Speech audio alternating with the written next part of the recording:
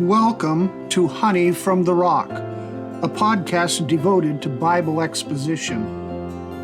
My father, Jack Christensen, preached expositionally for over 50 years, first as a missionary to Pakistan and later as a pastor in New England. His legacy lives on in me. He often began his sermons with the little expression, "And now, a little honey from the rock," taken from Psalm 81, verse 16. The psalmist wrote, "I would feed you with the finest of the wheat, and with honey from the rock I would satisfy you." Today, more than ever, we need to feed our souls on the words of God in the Bible. The crying need of the church is for God-centered, word-explaining messages. So now, my friends, a little honey from the rock. This universe seems purposeless to those who do not know God. John Herman Randall wrote, "So far as the eye of science can see, man is alone, absolutely alone, in a universe in which his very appearance is a kind of cosmic accident." Life races on, a kaleidoscope of people, places, and events rushing towards an unknown end. Yet unseen, in the minute details, the hand of God shapes our lives and orchestrates the flow of human history. My friends, I am here to tell you that we are no cosmic accident. God knows exactly what He is doing, and we can trust Him to achieve His purpose in this universe. As Daniel nears the end of his life, he can look back and see God's hand, and he can look ahead and see God's plan. Knowing God's hand in the past and God's plan for the future allows him to live purposefully in his time. Today, we come to the end of our study of Daniel. Daniel 12, verses 5 through 13, teaches us an important lesson about living now in the light of God's plan for the future. And the lesson is this: serve God now as you seek God's purpose for the future. I see 4 principles about God's purpose for the future that help us live in the present. Principle number 1 is persecution lasts only as long as it takes to accomplish God's purpose. Verses 5 through 7 of Daniel 12. Listen to his words. "Then I, Daniel, looked, and behold, 2 others were standing, one on this bank of the river, and the other on that bank of the river. And one said to the man dressed in linen, who was above the waters of the river, 'How long will it be until the end of these wonders?' I heard the man dressed in linen, who was above the waters of the river, as he raised his right hand and his left toward heaven, and swore by him who lives forever, that it would be for a time, times, and half a time. And as soon as they finish shattering the power of the holy people, all these events will be completed." The final vision given to Daniel began in chapter 10, with Daniel standing on the banks of the Tigris River. God sent an angel to reveal to Daniel this great prophecy that we've been studying in chapters 11 and 12. And now we come to the end of this prophecy, and Daniel sees 2 more angels standing on opposite banks of the river. One of the angels speaks to the man dressed in linen who was above the waters of the river. This person would be the angel who has been speaking to Daniel since chapter 10, verse 10, when the story began. Daniel had fallen with his face to the ground, and we read, "Then, behold, a hand touched me, and set me trembling on my hands and knees. He said to me, O Daniel, man of high esteem, understand the words that I am about to tell you, and stand upright, for I have now been sent to you. And when he had spoken this word to me, I stood up, trembling. Then he said to me, Do not be afraid, Daniel, for from the first day that you set your heart on understanding this and on humbling yourself before your God, your words were heard, and I have come in response to your words. You see, God heard Daniel's prayer and sent this angel to answer those prayers with his revelation of God's plans. Now, apparently, this angel is hovering over the middle of the river when another angel addresses him. And the question that the angel asks is, how long? How long will it be until the end of these wonders? In other words, the angel wanted to know how long the Antichrist would have to persecute the nation of Israel. You see, the angels are curious too. They have apparently been listening to the revelation given to Daniel and now break in with their own questions. But their questions are our questions too. The angel in the middle of the river then responds with an oath. He raises not just one hand, as would be customary when taking an oath before God, but he raises both hands as if to add a measure of solemnity to his words. Then he tells them that the Antichrist will have a time, times, and half a time to persecute Israel. It means 1 year, 2 more years, and a half a year, and refers to the final 3.5 years of the 70th week of Daniel, according to our guiding prophecy in Daniel 9:24-27. We can go back farther in Daniel. Back in Daniel 7:25, we're told that the people of Israel will be given into the hand of Antichrist for a time, times, and half a time. Revelation 11, verse 2, tells us that this persecution of Israel by the Antichrist will last for 42 months. Revelation 12:6 tells us that it will last for 1,260 days. All of these prophecies cover the same basic time period. This 3.5-year period will be a time of horrible persecution for the nation of Israel, worse than any time in the nation's history, according to Daniel 12, verse 1. Yet God will preserve a remnant of Israel alive in the wilderness for a time, times, and half a time, according to Revelation 12:14. All of this persecution serves God's purpose. The angel adds a significant statement regarding the end point for Israel's persecution. All of these things will be completed as soon as they finish shattering the power of the holy people, according to verse 7 of our text. The world will know that the persecution is completed when God's purpose is finished for the nation of Israel. The end game is the shattering of the power, literally the hand, of the holy people. They will not be a proud nation anymore.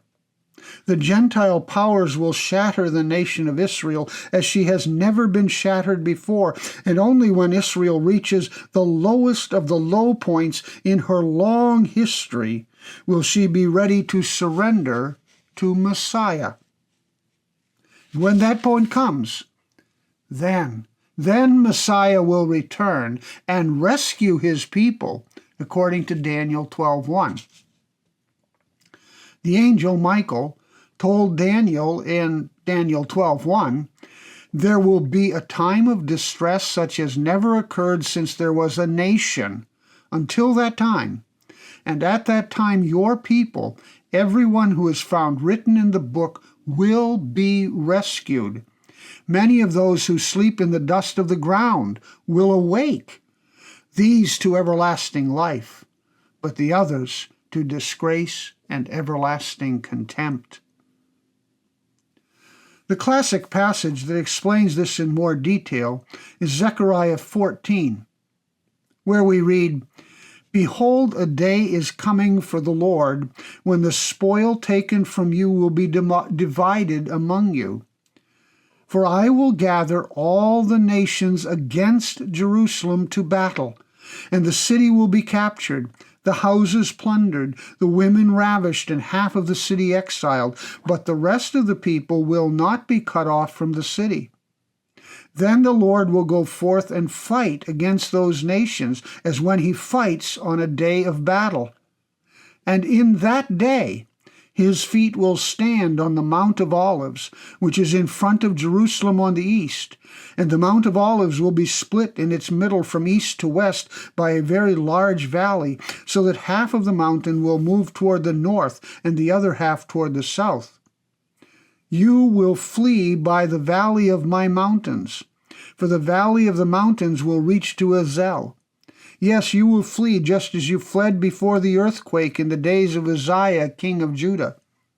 Then the Lord, my God, will come, and all the holy ones with him, and the Lord will be king over all the earth.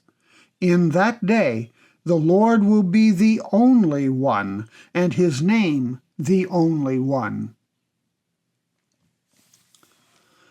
Jesus Christ, God's Messiah, is coming back. He will stand on the Mount of Olives one day.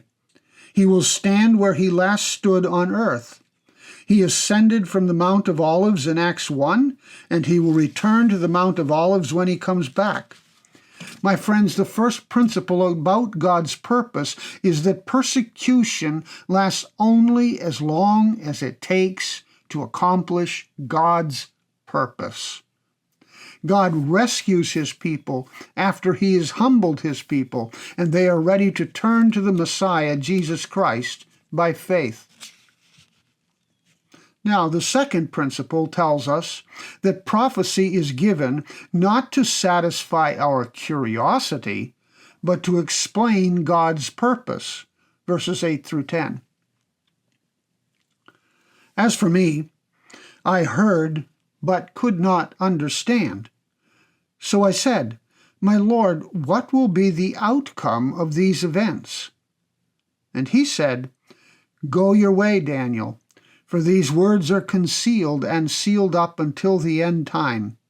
Many will be purged, purified, and refined, but the wicked will act wickedly, and none of the wicked will understand. But those who have insight will understand." Now Daniel is confused. This is a different question than the angel answered in verse 7.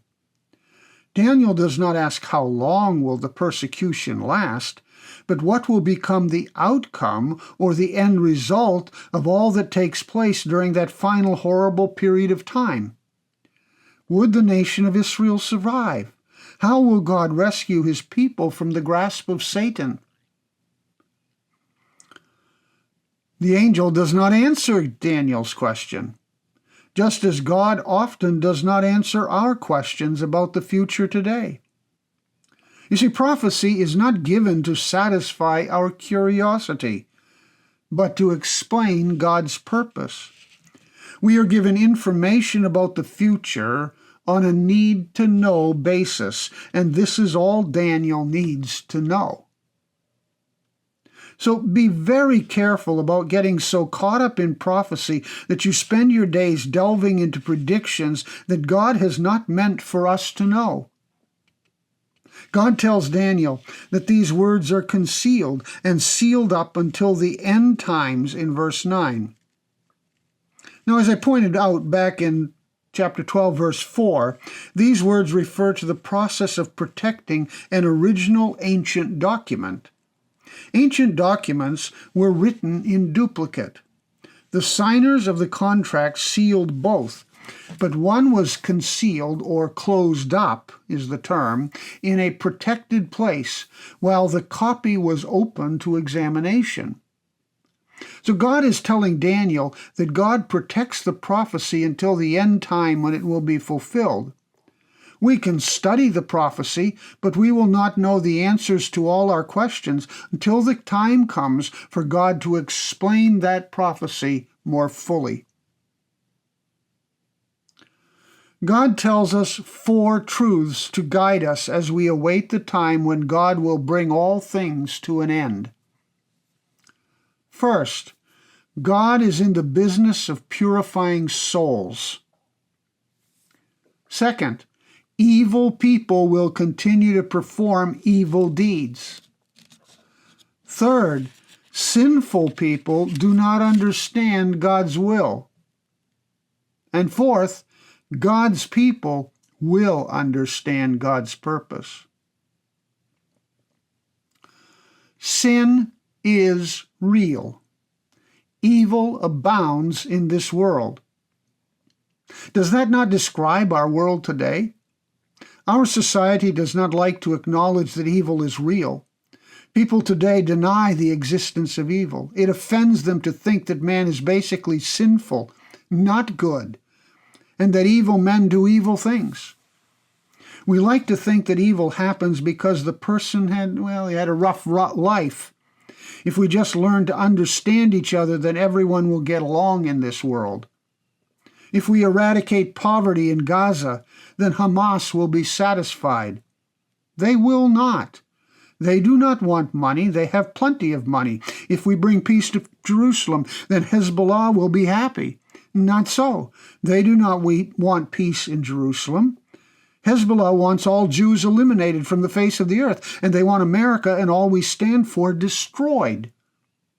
You do not negotiate with men like that. Humans are sinful.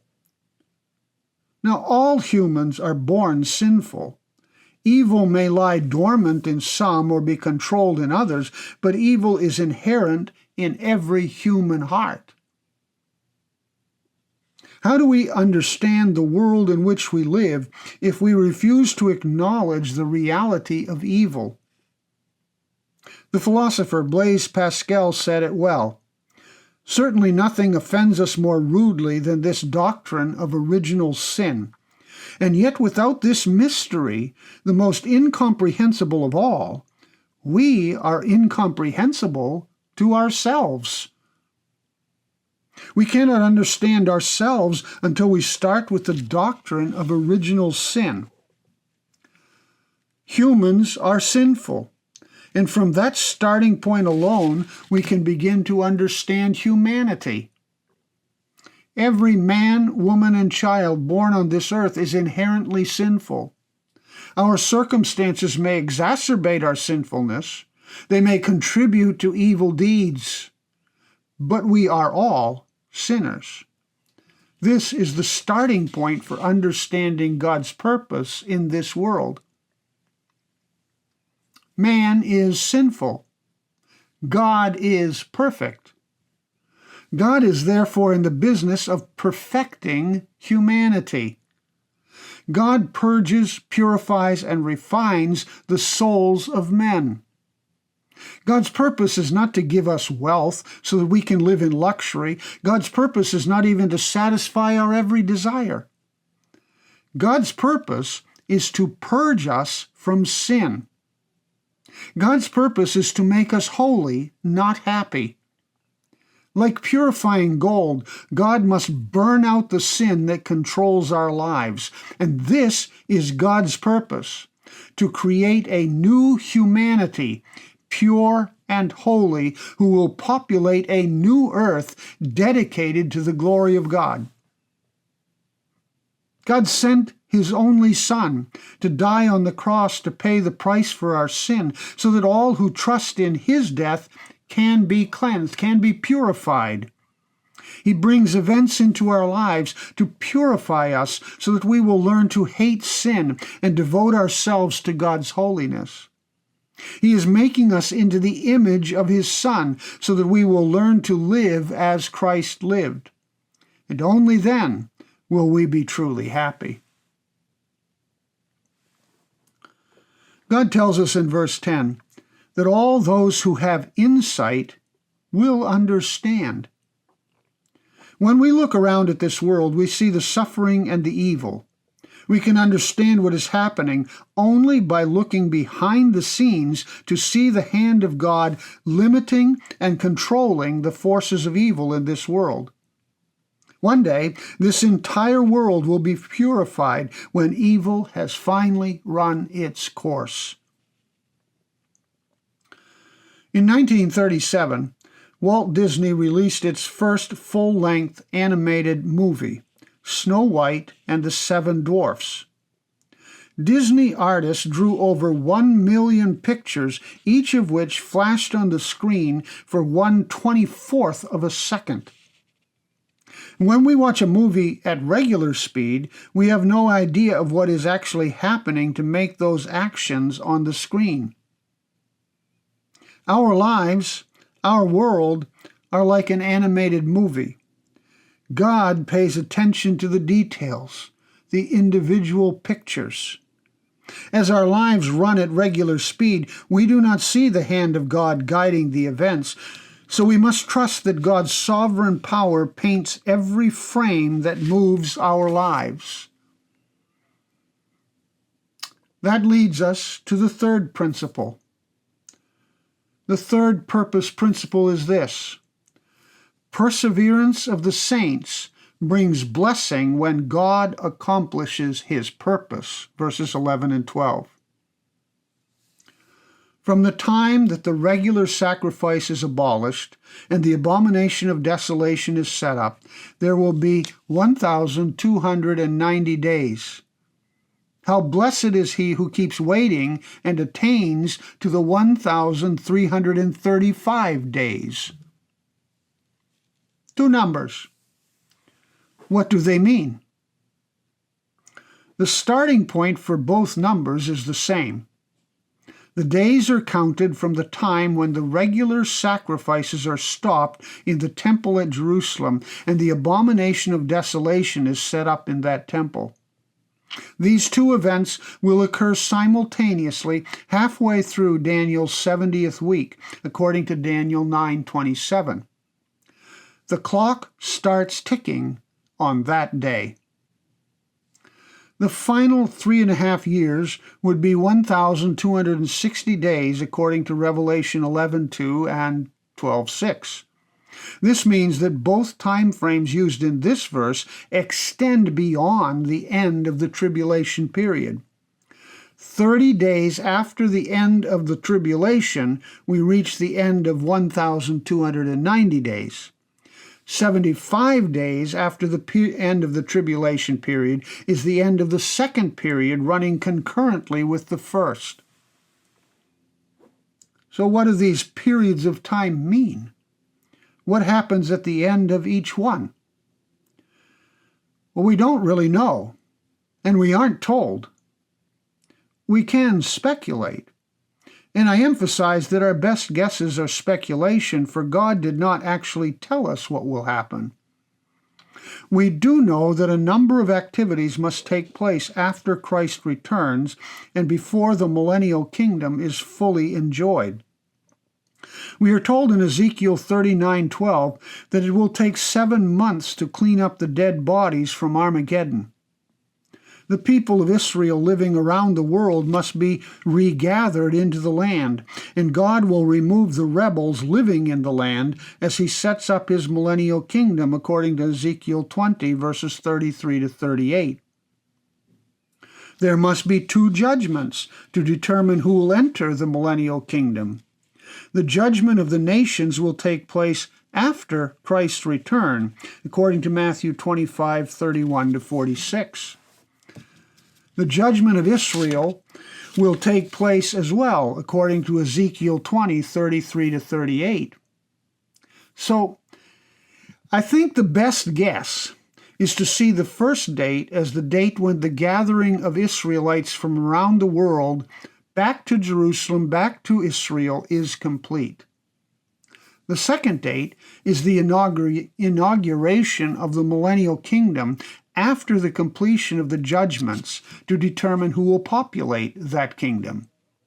So 75 days after the return of Christ, the millennial kingdom officially begins. 4 things strike me about this prophecy. 1, God is working on a timetable. 2, God tells us that timetable in advance. 3, God controls man's plans down to the very day. And 4, perseverance through tough times brings the blessings of God in the end. We may not know the precise results of these dates. What we do know is that the second date is filled with a promise. God promises to bless anyone who perseveres until the second date. The actual blessing may not be defined, but we know that perseverance brings God's blessing. So stick with it. Persevere. One of my favorite little poems teaches perseverance. 2 frogs fell into a deep cream bowl. One was an optimistic soul, but the other took the gloomy view. "We shall drown," he said without more ado. So with a last despairing cry, he flung out his legs and he said goodbye. Quote the other with a merry grin, "I can't get out, but I won't give in. I will just swim around till my strength is spent, and then I will die the more content." Bravely he swam till it would seem his struggles began to churn the cream. On top of the butter he gladly stopped, and out of the bowl he gaily hopped. What is the moral? It is easily found. If you can't hop out, keep swimming around. Now let's look at the 4th purpose principle in Daniel 12. Personal faithfulness receives her reward according to God's sovereign purpose. Verse 13. We will receive our reward in the end. So be faithful. Daniel writes, "But as for you," the angel says to him, "but as for you, go your way to the end. Then you will enter into rest and rise again for your allotted portion at the end of the age." Your allotted portion at the end of the age. You will rise again to enjoy that. God tells Daniel what he tells all of us. Stay the course. Go on about the work I have called you to do. We are to serve God now as we wait on God for the future. God promises Daniel that he will enter into rest and rise for his allotted portion at the end of the age. So work now, then rest and rise again for your reward, my friends. This is the pattern of those who follow God. The Hebrew word for rest means to be in a state of restoring energy, to be in this state until an expected event. The word was used for resting in the grave. The word translated to rise is the same word used back in Daniel 12:1 and translated stand and rise. Here it literally means to stand up in contrast to the resting position of a dead body. So, this verse is speaking of physical, bodily resurrection. Daniel's body would remain in the grave until the end of this age, when his body would be raised from the dead, and he would stand before God with his soul and body united again. From the day when Daniel died physically until the end of this age, he lives with God but in a bodiless state. On that day his body will rise again, and he will receive his allotted portion.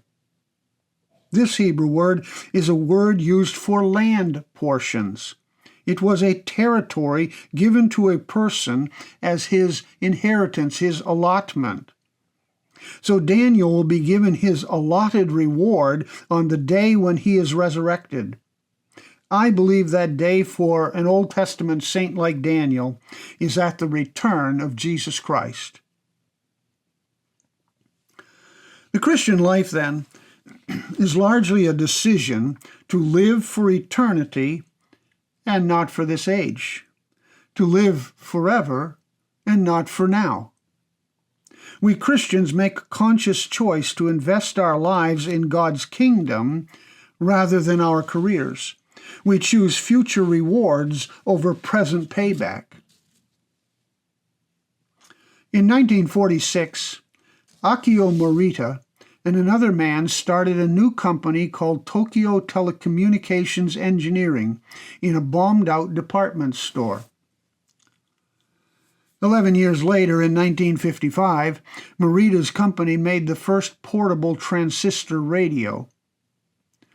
Bulova, an American corporation, offered to buy the radios at a great profit if Mr. Morita would agree to allow them to be manufactured under the Bulova name. Morita decided against the deal.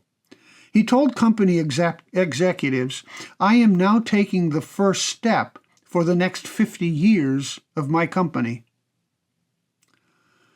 Morita's company, of course, went on to become one of the great success stories of the 20th century. He changed the name, however, to Sony. Christians make the same kind of choice.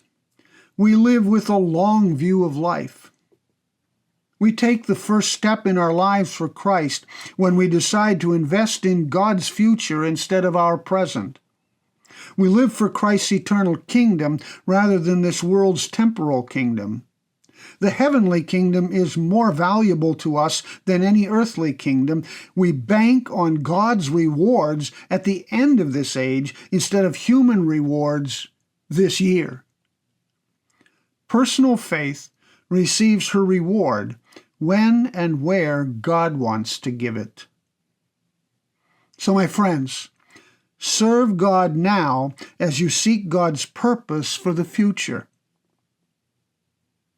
God is already at work all around us. He is directing the events and the people, the circumstances and the situations. And when we join God in His work, we enjoy His reward in the end. In 1945, Cliff and Billy had scraped together enough money for a simple wedding and 2 train tickets to a city with a resort hotel. However, when they arrived, they found the hotel had closed down. The honeymoon was rapidly unraveling. With almost no money, in an unfamiliar city, they thumbed a ride. The driver was sympathetic to their plight and took them to a grocery store owned by a woman he knew. The newlyweds spent their first night in a room over the store. The next day, Cliff was playing Christian songs on his trombone when the woman heard him and arranged to have them spend the rest of their honeymoon at the house of a Christian friend of hers. Several days later, their host invited them to attend a youth rally where a young evangelist was speaking. The song leader was sick that night, and so Cliff was asked to lead the music at the service. That young evangelist was Billy Graham. Cliff Barrows and Billy Graham served God together all over the globe for over half a century. There are no coincidences with God. As Albert Einstein once said, coincidence is God's way of remaining anonymous. My friends, when life doesn't work out the way you planned, remember this: God has His own plans for you, and you can trust His plans for your future. Serve God now as you seek God's purpose for the future.